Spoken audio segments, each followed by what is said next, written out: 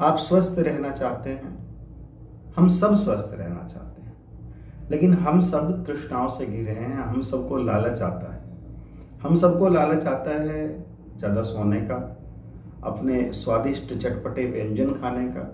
हमें लालच आता है सारे सुख लेने का, एक्सेप्ट करने का, और जरा भी मेहनत ना करने के लिए। हमें आलस आता है कि हम कोई आसन क्यों करें, हम क्यों प्राणायाम करें। बाबा रामदेव कहते हैं, ठीक है वो कर ही लेते हैं, बताते बताते हमें कि हम भाई आसन करो, ऐसे से करो करके दिखा देते हैं और उसी से ठीक हो जाना चाहिए। फिर हमें क्या जरूरत पड़ी है कि हम कुछ ऐसा करें जिसमें हमें कष्ट हो, ठीक है ना। करने में तो कष्ट होता ही है ना। तो हम तृष्णा में पड़े रहते हैं, हम लालचों में घिरे रहते हैं, और ये लालच, ये जो तृष्णा है, यही हमारी समस्याओं का मूल है। यदि इस लालच को हम छोड़ दें तो हम सुख को पा सकते हैं। महात्मा बुद्ध ने भी यही कहा, भगवान महावीर ने भी यही कहा कि यदि हम, और हाँ लास्ट में हम ये कह के बचना चाहते हैं, अरे भाई तपस्वियों के लिए है ना, ये सब तो तपस्वियों के लिए, साधु बाबाओं के लिए, रामदेव बाबा हैं तो उनके लिए है। हम तो साधारण से मनुष्य हैं, हमारी जगह वही तप कर लें, हमारी जगह वही स्वास्थ्य के लिए एक्टिविटीज कर लें, हमारी जगह वही आसन प्राणायाम भी कर लें, हमारी जगह वही भूखे रह लें, ठीक है। तप वगैरह हमारे लिए नहीं है, हम क्यों खाम खा व्रत करें। तो यहाँ पर होता क्या है कि हम फंस जाते हैं। जैसे रेशम का कीड़ा होता है ना, वो अपने चारों तरफ एक जाला बना के चलता है और उसी जाले में आखिर बंद होकर, कैद होकर वो वहीं मर जाता है स्वयं। तो ये इस तरह की यदि एक्टिविटी हम करेंगे तो हम निश्चित रूप से बीमार पड़ेंगे और अपने स्वास्थ्य के खराब होने का उत्तरदायित्व तो सिर्फ और सिर्फ हमारा होगा। यानी प्रज्ञा अपराध, जानबूझकर की जाने वाली गलतियों को त्यागना, इंद्रियों का संयम करना और ठीक ठीक ध्यान रखना, देश काल को और अपने आप को, कैसा परिस्थिति है, कैसा मौसम है, क्या काल चल रहा है, किस जगह में रह रहा हूं, वहां की स्थिति क्या है, ये सब जानकर और समझकर यदि हम सद आचार से चलेंगे, सद मतलब होता है सही, सही का आचरण करेंगे, जो सही है इस समय के लिए, इस परिस्थिति के लिए, इस मौसम के लिए, वह हम आचरण यदि करेंगे तो हम आगंतुकों से, यानी जो आने वाले रोग हैं, उनसे बचे रहेंगे। बुद्धिमान व्यक्ति को चाहिए कि वह रोग की उत्पत्ति से पूर्व ही ऐसे कार्य करे जिससे रोगों की उत्पत्ति ही ना हो पाए और हमारा स्वास्थ्य बना रहे।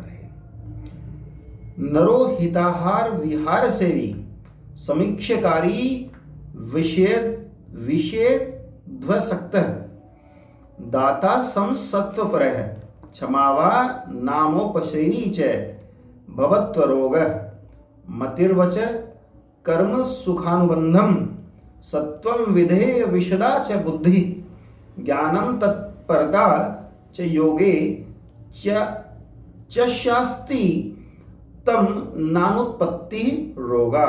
यानी कि हित आहार, हितकारी आहार और विहार का सेवन करने वाला, विचार पूर्वक काम करने वाला, काम क्रोध आदि विषयों में अटच न होने वाला, यानी उसमें आसक्ति न रखने वाला, और सभी प्राणियों पर सम दृष्टि रखने वाला, सदा सत्य ही बोलने वाला और अच्छे क्वालिटीज को अपने अंदर धारण करने वाला मनुष्य सदा अरोग, यानी रोग रहित रहता है। सुख देने वाली मति, जिसके सुख देने वाली बुद्धि हो, सुख तो अपनी बुद्धि से ही पैदा होता है। सुखकारक वचन और सुखकारक कर्म, हम ऐसा बोलें जिससे सबको सुख मिले। देखो एक कहा गया है, वाणी मीठी बोलिए, मीठी वाणी बोलना चाहिए हमेशा। सुख देने वाली मति, सुखकारक वचन, सुखकारक कर्म और अपने अधीन मन और बुद्धि, शुद्ध पाप रहित बुद्धि जिसके पास है और जो ज्ञान प्राप्त करने, तपस्या करने और योग सिद्ध करने में तत्पर रहता है, उसे शारीरिक और मानसिक कोई भी रोग नहीं होते। वह सदा स्वस्थ और दीर्घायु बना रहता है। तो स्वास्थ्य केवल ये मत समझना कि केवल खाने पीने से ही जुड़ी हुई एक एक्टिविटी है। स्वास्थ्य माने होता है स्व अवस्था, और स्व अवस्था यानी अपनी प्राकृतिक अवस्था में रहना। जैसे ईश्वर ने हमें पैदा किया है, उस अवस्था में यदि हम रहना चाहते हैं तो उसके लिए हमें मानसिक रूप से भी अपने आप को स्वस्थ रखना पड़ेगा। सबसे पहला आधार है मानस, यानी मन। अपने मन को हमें सही रखना पड़ेगा, और मन को हम सिर्फ तभी स्वस्थ रख पाएंगे जब कहीं कोई कॉन्फ्लिक्ट नहीं होगा। पहला कॉन्फ्लिक्ट होता है हमारा खुद से, यानी हम जो रिजल्ट चाहते हैं अकॉर्डिंगली हम एक्ट ही नहीं कर रहे होते हैं। दूसरा, हमारी समस्या क्या होती है, जिस तरह की हम परिस्थितियां आ रही हैं उन परिस्थितियों में हम अकॉर्डिंगली बिहेवियर नहीं दिखाते, अकॉर्डिंगली बिहेव करते ही नहीं है।